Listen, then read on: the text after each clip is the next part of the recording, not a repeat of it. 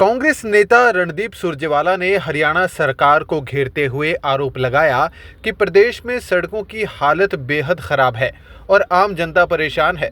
उन्होंने मुख्यमंत्री से अपील की कि वे हेलीकॉप्टर से उतरकर जमीन पर आकर देखें।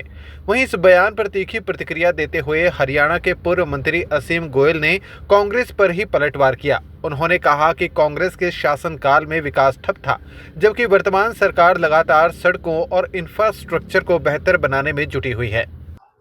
ये पीडब्ल्यूडी मिनिस्टर साहब जो एक्स में रहे हैं, ये उनकी पीड़ा है। कांग्रेस के एक हरियाणा से निर्वासित नेता की पीड़ा है, जिनको उन्हीं के दल के लोगों ने एक तरह से बनवास देके कर्नाटक या दिल्ली भेज रखा है। और वो बेटे की स्थापना मैं समझता हूँ कि पार्टी के अंदर उसके लिए सुरजेवाला साहब बयान देके चटपटा रहे हैं। लेकिन बेटा अभी विधायक तो जरूर बन गया, लेकिन बेटा अभी शायद उस बाल सुलभ अवस्था से ऊपर ही नहीं उठ पाया जो कपल्स के साथ बैठ के जिस प्रकार से एक युवा का आचरण होता है, उस तरह की उनको बातें सिखा रहा है, ना कि एक विधायक का दायित्व निभा रहा है। तो सुरजेवाला साहब को अपने आप को कवर भी करना है, बेटे को भी बचाना है, अपने स्थान को भी मजबूत रखना है, तो कुछ तो बोलना ही।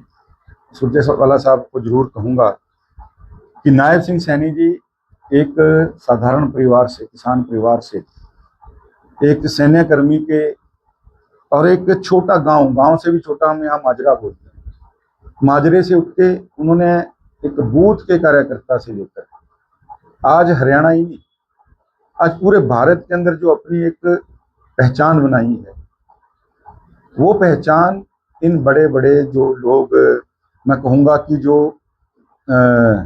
विरासती सियासतदान है, उनके हजम नहीं होते। जिन लोगों को गोल्डन स्पून डल के जो है राजनीति विरासत में मिली, उनको एक गरीब किसान के बेटे का इस प्रकार से लगातार लोगों के दिलों के अंदर उतर जाना, लोगों के दिलों में बसना रास नहीं आ रहा। मैं सुरजेवाला साहब को कहना चाहता हूं कि जितना नायब सैनी जी एक दिन में लोगों को मिलते हैं, आपके सरकार के सारे मंत्री एक महीने में नहीं मिलते। जितना उनका लोगों से सीधा कनेक्शन है, तो सुरजेवाला साहब अपनी पार्टी के बड़े नेताओं की खींच या अपने निर्वासन की खींच जो है, इससे हरियाणा के चहेते मुख्यमंत्री, लाडले मुख्यमंत्री के ऊपर मत निकालें। धरातल पे अपने कमबैक की जो हरियाणा में आपने ये प्रयास कर रहे हैं, मैं उसके लिए आपको शुभकामनाएं देता हूँ, लेकिन उसके लिए धरातल पे उतरें। ये कोरी गपबाजी से कुछ नहीं। पंजाब के मुख्यमंत्री भगवंत मान अपनी सरकार के कामकाज का हिसाब देते हुए दावा कर रहे हैं कि उन्होंने डूबते हुए पंजाब को फिर से रंगला पंजाब बनाने का काम किया है, लेकिन इस दावे पर अब सियासत भी तेज हो गई है। हरियाणा के पूर्व मंत्री असीम गोयल ने भगवंत मान के दावों पर सवाल उठाते हुए कहा कि ज़मीनी हकीकत कुछ और ही है।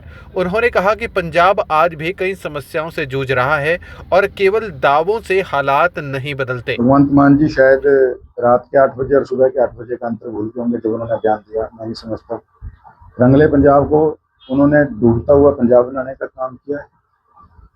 और मैं समझता हूँ कि कोई भी मुख्यमंत्री रहा, उसने इतनी भाषा की मर्यादा, शालीनता जरूर रखी। वुमेन डे के ऊपर भगवंत मान साहब क्या कह रहे हैं महिलाओं को लेकर, और जिस प्रकार की उन्होंने थोती घोषणाएं की थी, आम आदमी पार्टी जो उनके एजेंडे में था, कोई प्रोटोकॉल नहीं लेंगे, बंगले नहीं देंगे।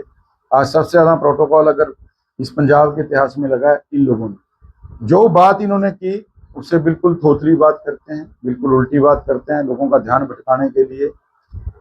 और मैं उनका बयान देख रहा था अभी, उन्होंने कहा कि भाई अगर पुरानी सरकारों ने काम किया होता तो हमें भी स्टेज छोड़ के स्टेट ना संभालनी पड़ती। तो मैं भगवंत मान साहब को कहूँगा, महाराज आप तो स्टेज ही संभाल दें, स्टेट को किसी और के हाल पे छोड़ दें। भगवान के गुरुओं की जो ये धरती है, इसको आप अगर छोड़ देंगे, आप स्टेज संभाल देंगे तो दोनों बच जाएंगे। भगवान सलाह भी है कि मान्यवर बयान एक तो आप डिक्लेरेशन दिया करें कि मैं अपने पूरे होशो-हवास में बयान दे रहा हूँ, क्योंकि आपका तो ये भी नहीं पता कि आप किस अवस्था के अंदर बयान दे रहे हैं। आपके खुद ही याद नहीं रहेगा, कल को कोई पूछ लेगा। आज 6 अप्रैल को भारतीय जनता पार्टी अपना 40वां स्थापना दिवस मना रही है। इस खास मौके पर पूर्व मंत्री और भाजपा नेता असीम गोयल ने पार्टी के गौरवशाली इतिहास और वर्तमान उपलब्धियों पर विस्तार से चर्चा की। असीम गोयल ने बताया कि 6 अप्रैल 1980 को लाखों कर्मठ कार्यकर्ताओं के परिश्रम और अटल बिहारी वाजपेयी, लाल कृष्ण आडवाणी, मुरली मनोहर जोशी, राजमाता विजया राजे सिंधिया और सूरज बहान जैसे दिग्गज नेताओं के संकल्प से इस पार्टी की नींव रखी गई थी। असीम गोयल ने कहा कि आज भारत ही नहीं बल्कि पूरे विश्व का सबसे बड़ा राजनीतिक दल बनकर भारतीय जनता पार्टी सामने आई है। मुझे बहुत गर्व महसूस होता है कि मैं भाजपा का एक सामान्य कार्यकर्ता हूं। आज 6 अप्रैल को 46 साल भारतीय जनता पार्टी की स्थापना को पूर्ण हुए हैं। 6 अप्रैल 1980 को लाखों कार्यकर्ताओं के कर्मठ परिश्रम से आदरणीय अटल बिहारी वाजपेयी जी, आदरणीय लाल कृष्ण आडवाणी जी, मुरली मनोहर जोशी जी, राजमाता विजया राजे सिंधिया जी, आदरणीय सूरज भान जी जैसे पार्टी के वरिष्ठ नेताओं ने एक संकल्प लिया था मां भारती की सेवा का, और वो बीज जो उस समय रोपा था आज एक वट वृक्ष बना है। भारतीय जनता पार्टी न केवल आज केंद्र में बल्कि देश के अधिकांश राज्यों में सरकारें चला रही है, बल्कि कार्यकर्ताओं की कर्मठता मेहनत से आज भारत ही नहीं पूरे विश्व की सबसे बड़ी जो है राजनीतिक पार्टी, राजनीतिक दल बनके भारतीय जनता पार्टी सामने आई है। तो मेरे लिए बहुत गर्व का क्षण है और मैं बहुत गर्वित महसूस करता हूँ कि मैं भारतीय जनता पार्टी का एक कार्यकर्ता हूँ, सामान्य कार्यकर्ता हूँ। और मेरे जैसे आज करोड़ों कार्यकर्ता निश्चित रूप से